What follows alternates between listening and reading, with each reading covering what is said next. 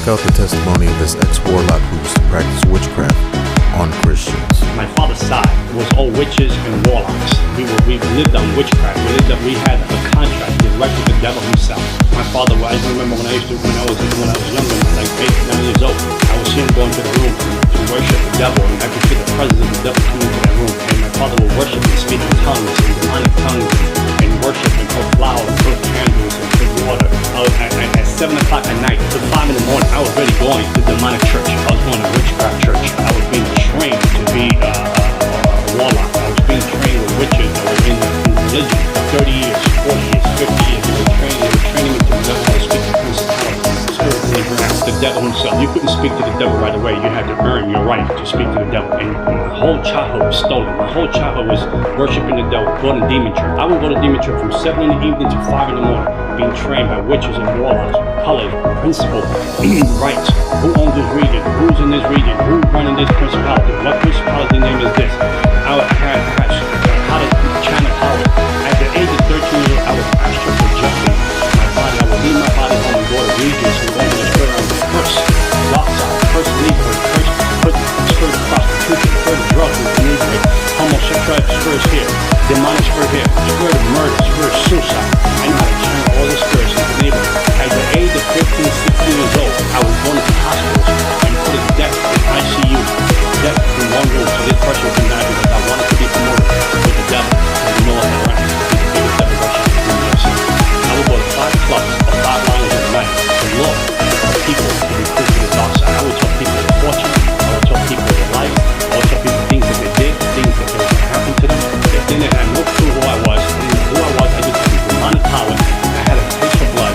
I would kill animals and drink the blood every week. If I didn't have money, if I didn't have time to find an animal, I would cut myself and drink my own.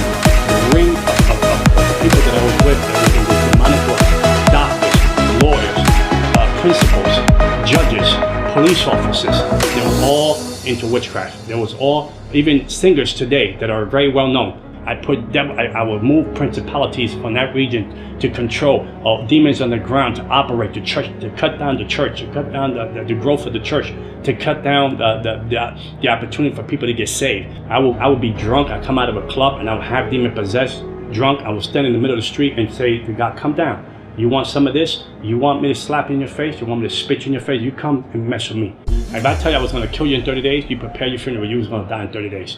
I don't care who you were, I don't care who you knew, I don't care what you call yourself. If you were Catholic and you say you were Christian and you say you were a believer, I was going to kill you unless you had a real relationship with Jesus Christ. And the lady that lived downstairs, she came up and she told me, my husband is cheating. I want you to kill the woman that she's cheating with. Put a witchcraft spell on her and kill her. How much you charge me? I said, well, come back. I'm going to speak to the devil, my daddy, and I'll let you know. Come back in a couple of days. So the lady came back. The devil told me what to buy. He said, buy a coffin box, buy 21 black candles, buy an image of the lady, put her in the box, to do the witchcraft, to kill this lady. So we were going to do her for 21 days. She was going to die.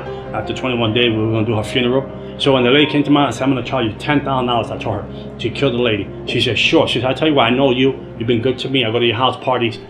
Give me $7,000. I'll give you 30% off. I said, I'll kill her. Give me 30%. I take 30% off the 10. Give me 7,000. So when the lady was going to leave my house, she said, by the way, she's a Christian. She said, the lady's a Christian. I said, I'll kill her for free. I said, I don't need the money. I said, I'm going to kill her for free. I'm going to teach these Christians a lesson that they're going to learn. I'll kill her for free. I told her, I don't want your money. I'll kill her for free. So I did the voodoo thing. I did the witchcraft thing. And 21 days went by. The lady didn't die.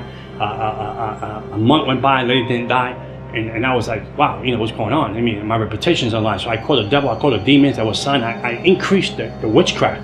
I increased the witchcraft. I doubled the witchcraft on it so she can die like overnight. Nothing was going on. Nothing was going on.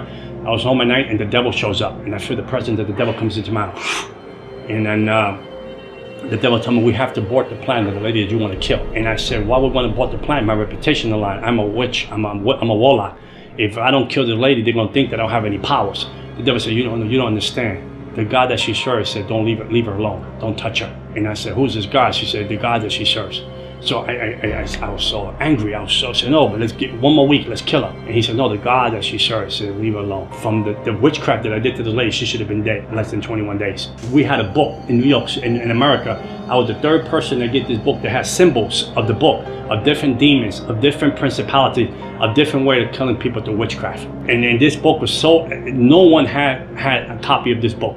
You couldn't have a copy of this book unless the devil signed off on it. And I was the third person that received that book. And I would take symbols from that book and do witchcraft to people and put people in make people lose their mind. I put witchcraft on people, make people get diseases out of nowhere. I put witchcraft on people, make people get leprosy. I put witchcraft on people, make people get cancer. I mean, I did witchcraft to people. I gave people miscarriages. I gave people abortions. I put people in hospital for surgeries that didn't even have to go surgeries.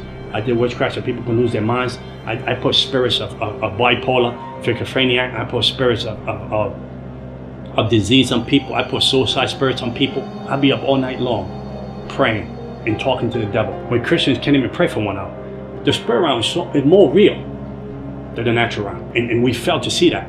And whatever is not covered with Jesus Christ is an easy target to bring down. Like the atheists, I can kill them easily. They were easy to kill.